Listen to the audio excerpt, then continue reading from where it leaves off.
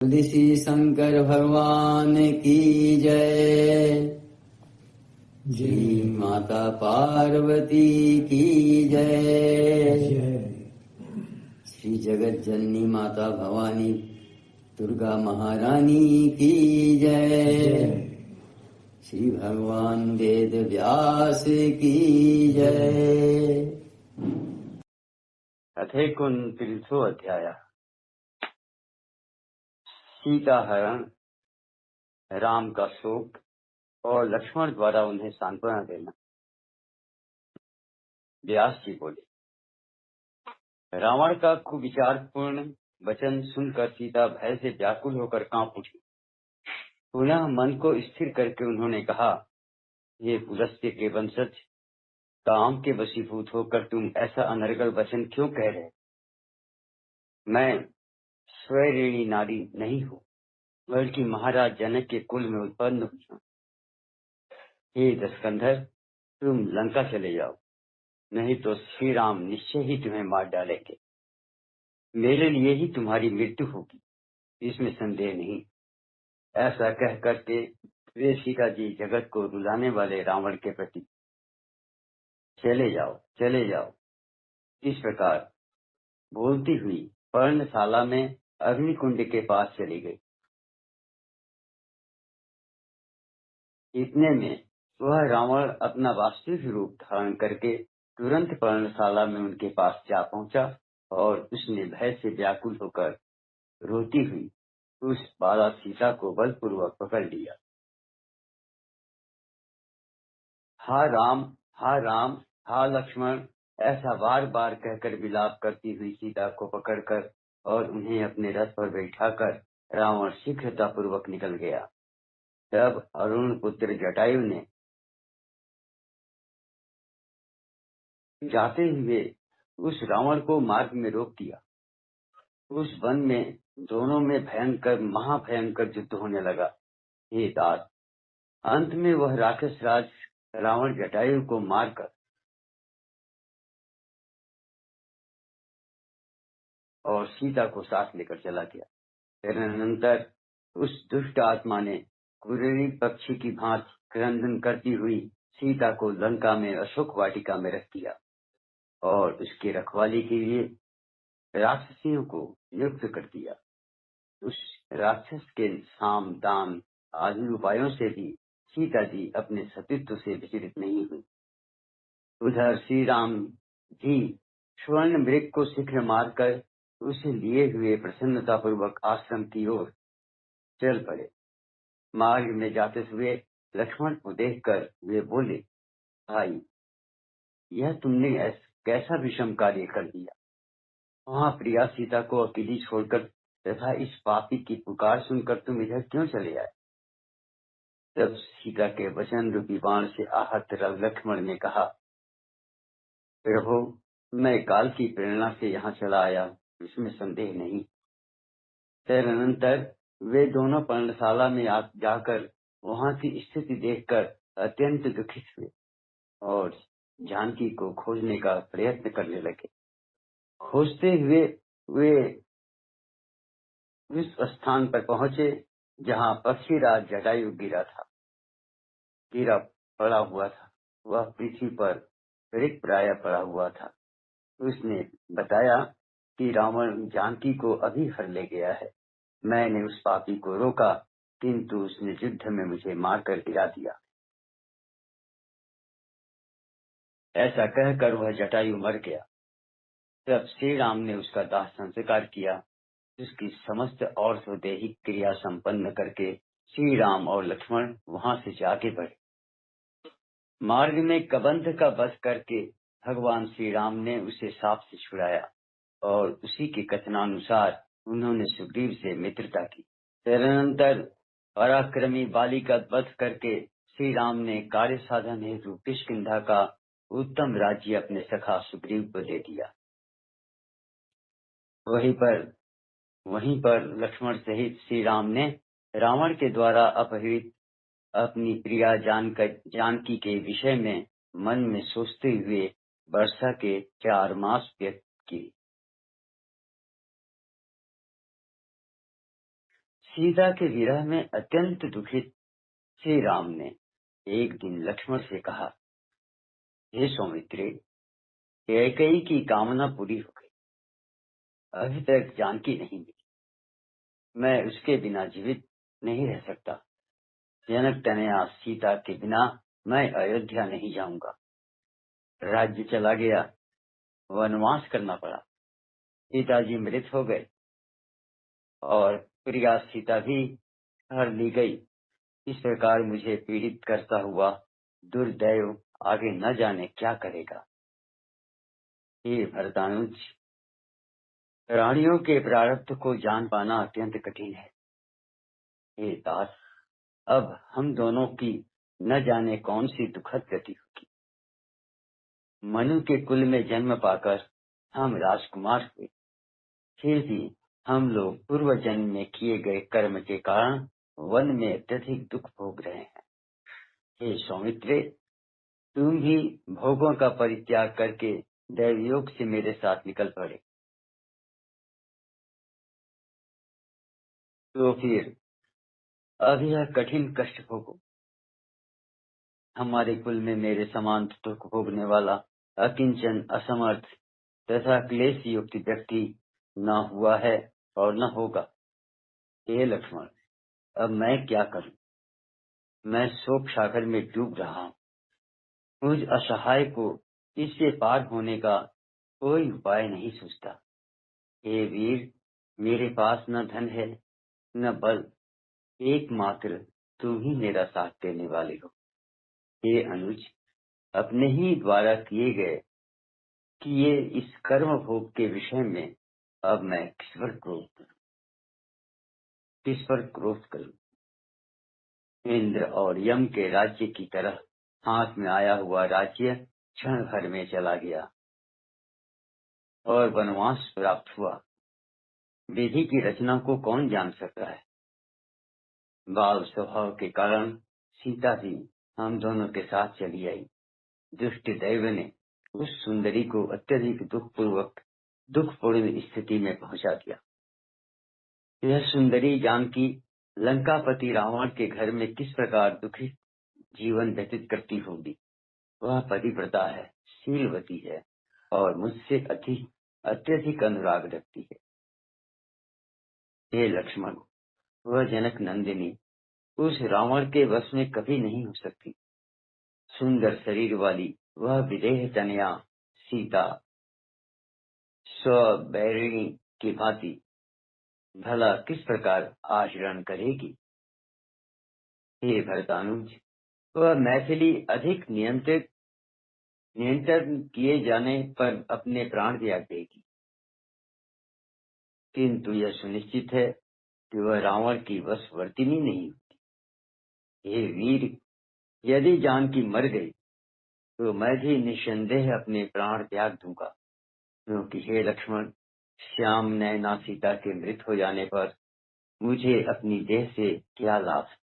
इस प्रकार विलाप करते हुए उन कमल नयन राम को सत्यपूर्ण वाणी से सांत्वना प्रदान करते हुए धर्मात्मा लक्ष्मण ने कहा, हे महाबाहु, आप इस समय दैन्य भाव छोड़कर धैर्य धारण कीजिए। मैं उस अधम राक्षस को मारकर जानकी को वापस ले आऊंगा।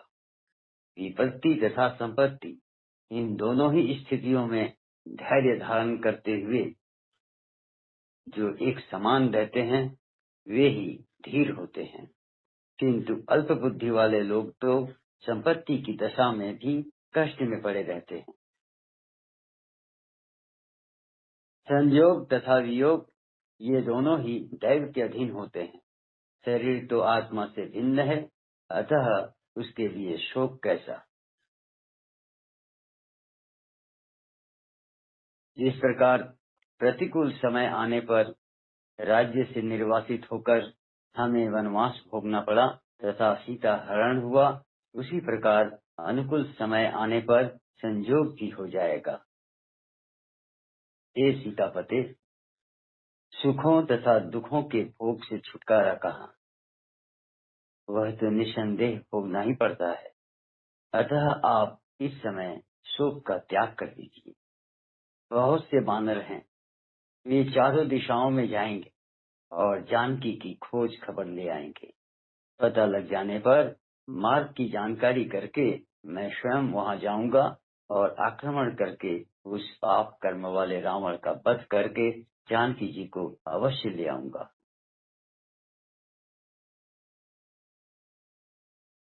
अथवा हे अग्रज, यदि इससे कार्य न चलेगा तो मैं भरत तथा शत्रुघ्न को भी सेना समेत बुला लूंगा और हम लोग उस शत्रु को मार डाल। आप वृथा क्यों चिंता कर रहे हैं? पूर्व काल में राजा रघु ने केवल एक रथ से ही चारों दिशाओं को जीत लिया था। हे राघवेंद्र, आप उसी वंश के होकर शोक क्यों कर रहे हैं? अकेला मैं सभी देवताओं तथा दानवों को जीतने में समर्थ हूँ। तब फिर आप जैसे सहायक के रहते उस कुल कलंकी रावण का वध करने में क्या कठिनाई है? अथवा हे रघुनंदन, मैं महाराज जनक को सहायता के लिए बुलाकर देवताओं के कंटक स्वरूप उस दुराचारी रावण का वध कर डालूंगा।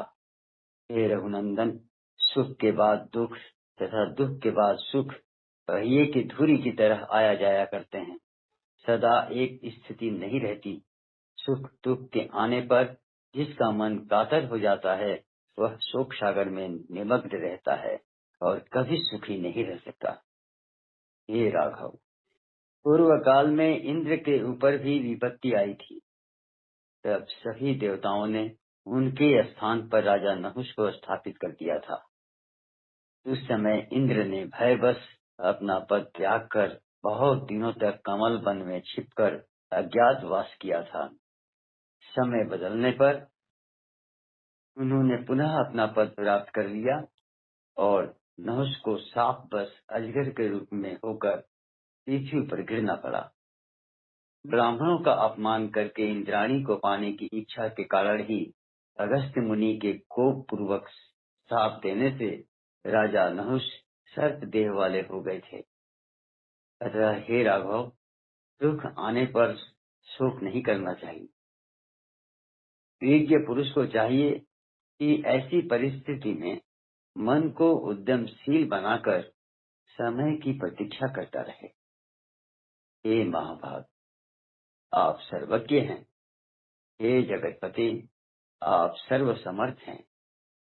तब एक प्राकृत पुरुष की भांति आप अपने मन में ये अत्यंत शोक क्यों कर रहे हैं? व्यास जी बोले, इस प्रकार लक्ष्मण की बातों से रघुनंदन श्री रामचंद्र जी को सांत्वना मिली और वे शोक त्याग कर बिल्कुल निश्चिंत हो गए।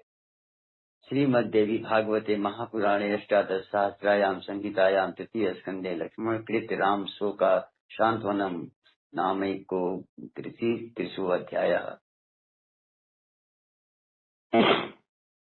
अतः त्रिशु अध्याय। श्री राम और लक्ष्मण के पास नारद जी का आना और उन्हें नवरात्र व्रत करने का परामर्श देना।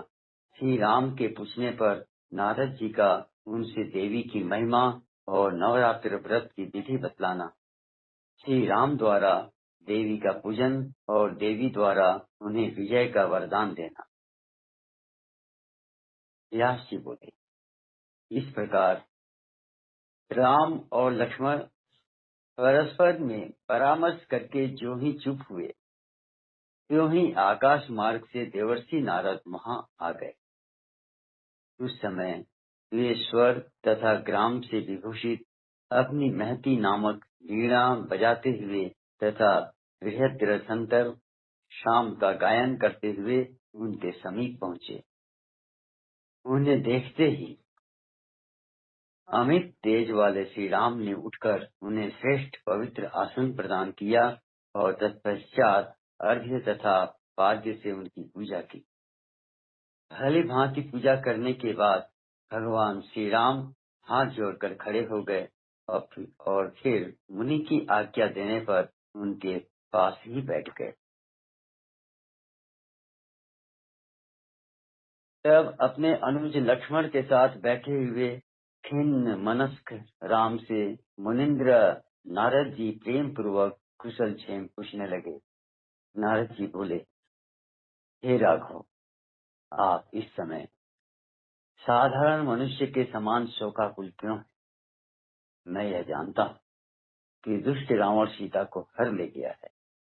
जब मैं देवलोक में गया था, तभी मैंने वहां सुना कि अपनी मृत्यु को न जानने से ही मोह के वशीभूत होकर रावण ने जनक नंदिनी का हरण कर लिया है। हे काकुटस्थ, आपका जन्म ही रावण के निधन के लिए हुआ है। हे नराधिक, इसी कार्य सिद्धि के लिए सीता का हरण हुआ है। पूर्व जन्म में ये वैदेही एक मुनि की तपस्विनी कन्या थी। उस पवित्र मुस्कान वाली कन्या को रावण ने वन में तप करते हुए देखा। हे राघव, तब रावण ने उससे प्रार्थना की कि तुम मेरी पत्नी बन जाओ। इस पर उसके द्वारा तिरस्कृत किए गए रावण ने बलपूर्वक उसके केश पकड़ लिए। हे राम, रावण के स्पर्श से दूषित अपनी देह को त्यागने की आकांक्षा रखती हुई उस तापसी मुनि कन्या ने अत्यंत कुपित होकर उसे तत्काल यह घोर शाप दे दिया कि हे दुरात्मन, तुम्हारे विनाश के लिए मैं भूतल पर गर्भ से जन्म न लेकर एक श्रेष्ठ स्त्री के रूप में प्रकट होंगी। ऐसा कहकर उस तापसी ने अपना शरीर त्याग किया। लक्ष्मी के अंश से उत्पन्न यह सीता वही है जिसे भ्रमवश माला समझकर नागिन को धारण करने वाले व्यक्ति की भांति रावण ने अपने ही वंश का नाश करने के लिए हर दिया। हे काकुटस्थ, आपका भी जन्म उसी रावण के नाश के लिए देवताओं के प्रार्थना करने पर अनादि भगवान विष्णु के अंश से अज वंश में हुआ है। हे महाबाहो, आप धैर्य धारण करें। वे किसी दूसरे के वश में नहीं हो सकती। वे सती धर्म परायण सीता लंका में दिन रात आपका ध्यान करती हुई रह रही हैं। स्वयं इंद्र ने एक पात्र में कामधेनु का दूध सीता को पीने के लिए भेजा था। उस अमृत तुल्य दूध को उन्होंने पी लिया है। वे कामधेनु के दुख पान से भूख प्यास के दुख से रहित हो गई। मैंने उन कमल नयनी को स्वयं देखा है। हे राघवेंद्र, मैं उस रावण के नाश का उपाय बताता हूँ। अब आप इसी आश्विन मास में श्रद्धा पूर्वक नवरात्र व्रत कीजिए। हे राम, नवरात्र में उपवास तथा जप होम के विधान से किया गया भगवती पूजन समस्त सिद्धियों को प्रदान करने वाला है। देवी को पवित्र बलि देकर तथा दशांश हवन करके आप पूर्ण शक्तिशाली बन जाएंगे।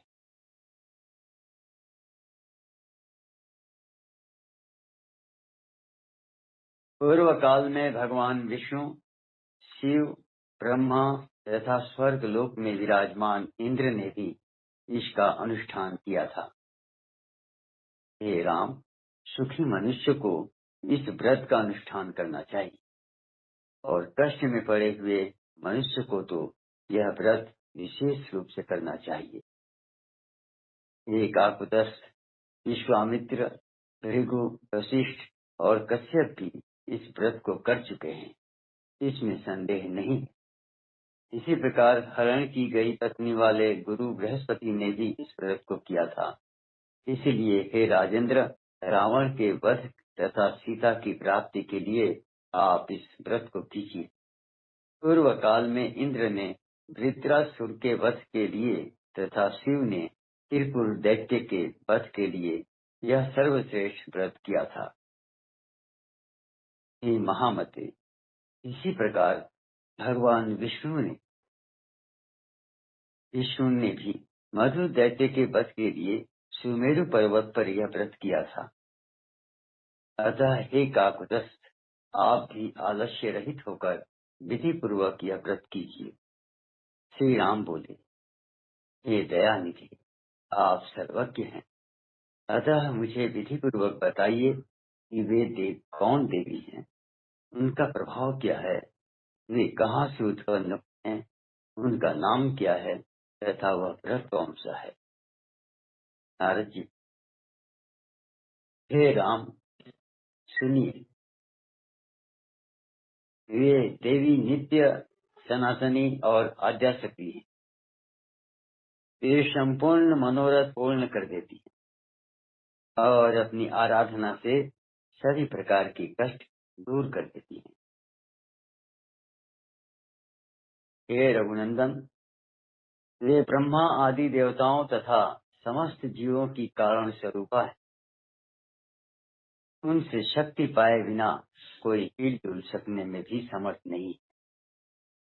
वे ही मेरे पिता ब्रह्मा की सृष्टि शक्ति, विष्णु की पालन शक्ति तथा शंकर की संहार शक्ति, वे कल्याणमयी पराम्बा अन्य शक्ति रूपा थी।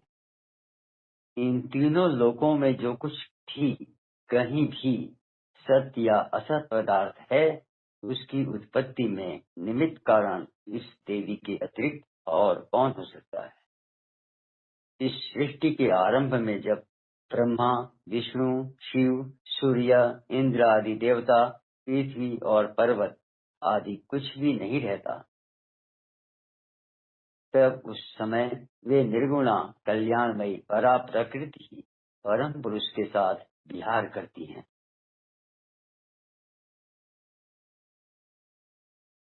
वे ही बाद में सगुणा शक्ति बनकर सर्वप्रथम ब्रह्मा आदि का सृजन करके और उन्हें शक्तियां प्रदान कर तीनों कोणों की सम्यक रचना करती हैं। उन आदि शक्ति को जानकर प्राणी संसार बंधन से मुक्त हो जाता है। विद्या स्वरूपा वेदों की आदि कारण, वेदों को प्रकट करने वाली तथा परमा उन भगवती को अवश्य जानना चाहिए। ब्रह्मादि देवताओं ने गुण कर्म के विधानानुसार उनके असंख्य नाम कल्पित किए हैं। मैं कहाँ तक बताऊं। हे रघुनंदन, आकार से लेकर छ पर्यंत सभी स्वरों तथा वर्णों के संयोग से उनके असंख्य नाम बनते हैं। श्री राम बोले, हे दिवसे, इस नवरात्रि व्रत का विधान मुझे संक्षेप में बताइए। मैं आज ही श्रद्धा पूर्वक श्री देवी का विधिवत पूजन करूंगा। नारद जी बोले, हे राम, किसी समतल भूमि पर पीठासन बनाकर उस पर भगवती जगदम्बिका की स्थापना करके विधान पूर्वक 9 दिन उपवास कीजिए। हे राजन, इस कार्य में मैं आचार्य बनूंगा, क्योंकि देवताओं के कार्य करने में मैं अधिक उत्साह रखता हूँ।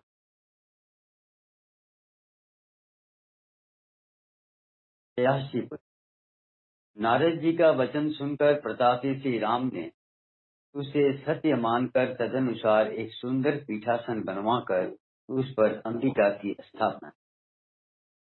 व्रतधारी भगवान श्री राम ने आश्विन मास लगने पर उस श्रेष्ठ पर्वत पर उन भगवती का पूजन किया।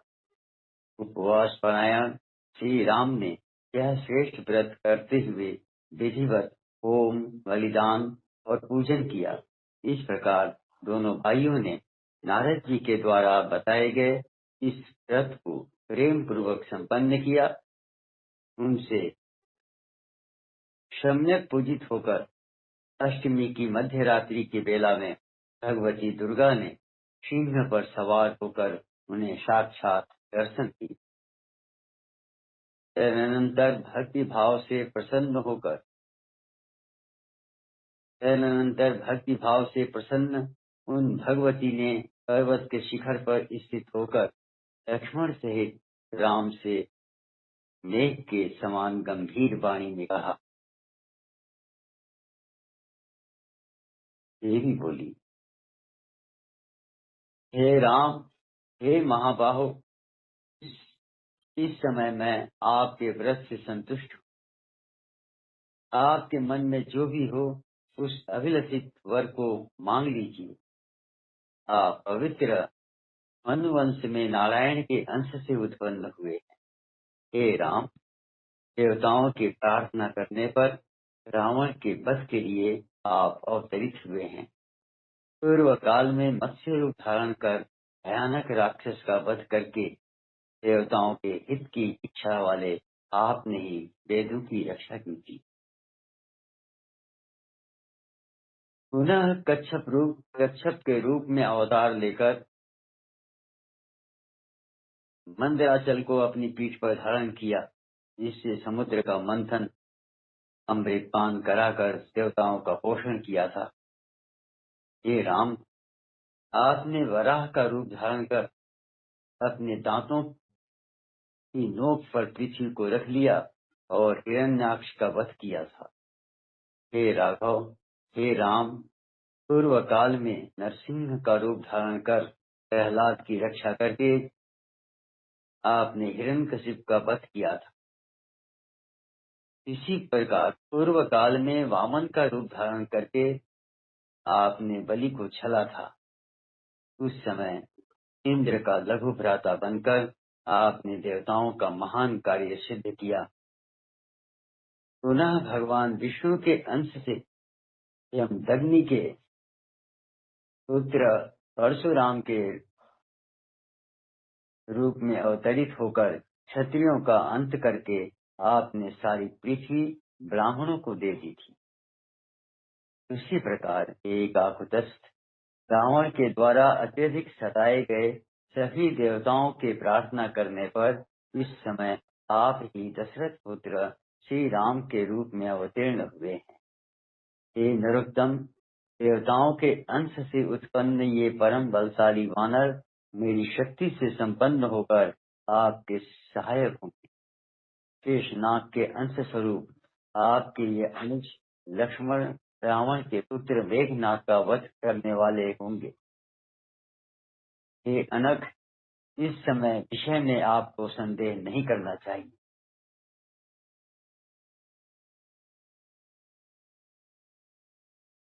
वसंत ऋतु के नवरात्र में आप परम श्रद्धा के साथ पुनः मेरी पूजा कीजिए। तत्पश्चात पापी रावण का वध करके आप सुखपूर्वक राज्य कीजिए। हे रघुश्रेष्ठ, इस प्रकार 11,000 वर्षों तक भूतल पर राज्य करके पुनः आप देवलोक के लिए प्रस्थान करेंगे। व्यास जी बोले, ऐसा कहकर भगवती दुर्गा वहीं अंतर्धान हो गए और श्री रामचंद्र जी ने प्रसन्न मन से उस व्रत का समापन करके दशमी तिथि को विजया पूजन करके तथा अनेक विध दान देकर वहां से प्रस्थान कर दिया। वानर राज सुग्रीव की सेना के साथ अपने अनुज सहित विख्यात यश वाले तथा पूर्ण काम लक्ष्मीपति श्री राम साक्षात परमा शक्ति की प्रेरणा से समुद्र तट पर पहुंचे। वहां सेतु बंधन करके उन्होंने देवशत्रु रावण का संहार किया। जो मनुष्य भक्ति पूर्वक देवी के उत्तम चरित्र का श्रवण करता है वह अनेक सुखों का उपभोग करके परम पद प्राप्त कर लेता है। यद्यपि अन्य बहुत से विस्तृत पुराण, किंतु वे इस श्रीमद देवी भागवत महापुराण के तुल्य नहीं है, ऐसी मेरी धारणा है।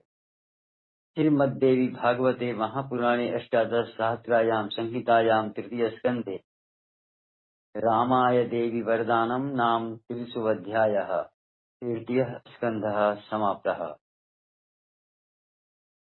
ऋषि शंकर भगवान की जय। जय माता पार्वती की जय। जगत जननी माता भवानी दुर्गा महारानी की जय। श्री भगवान वेद व्यास की जय।